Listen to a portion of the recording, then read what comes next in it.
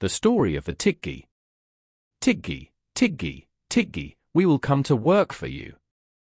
Let us cut your rice.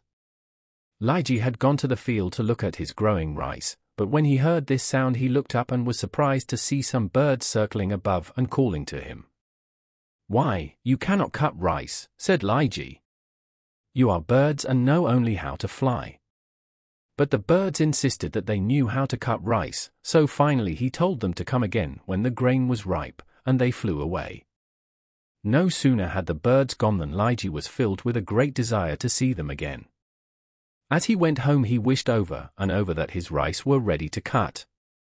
As soon as Liji left the field the Tikgi birds began using magic so that the rice grew rapidly, and 5 days later when he returned he found the birds there ready to cut the ripened grain.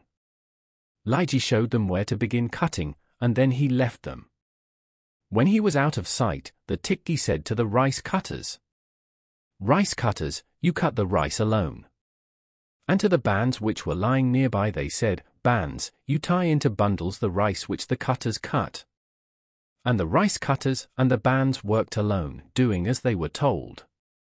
When Liji went again to the field in the afternoon, the Tikgi said, "Come, Liji, and see what we have done, for we want to go home now."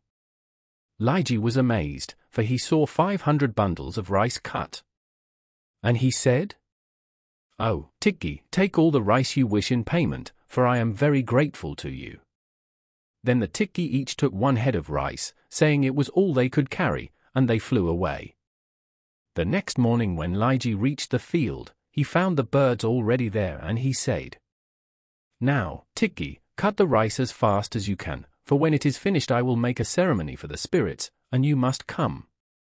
"Yes," replied the Tikgi, "and now we shall begin the work, but you do not need to stay here." So Liji went home and built a rice granary to hold his grain, and when he returned to the field the rice was all cut. Then the Tikgi said, "We have cut all your rice, Liji, so give us our pay, and when you go home the rice will all be in your granary." Liji wondered at this, and when he reached home and saw that his granary was full of rice, he doubted if the Tikgi could be real birds. Not long after this Liji invited all his relatives from the different towns to help him make the ceremony for the spirits. As soon as the people arrived, the Tikgi came also, and they flew over the people's heads and made them drink basi until they were drunk. Then they said to Liji, "We're going home now, it is not good for us to stay here, for we cannot sit among the people." When they started home Liji followed them until they came to the banasai tree, and here he saw them take off their feathers and put them in the rice granary.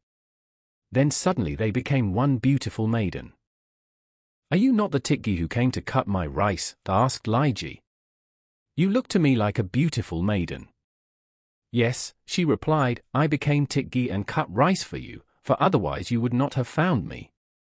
Liji took her back to his house where the people were making the ceremony, and as soon as they saw her they began chewing the magic betel nuts to find who she might be.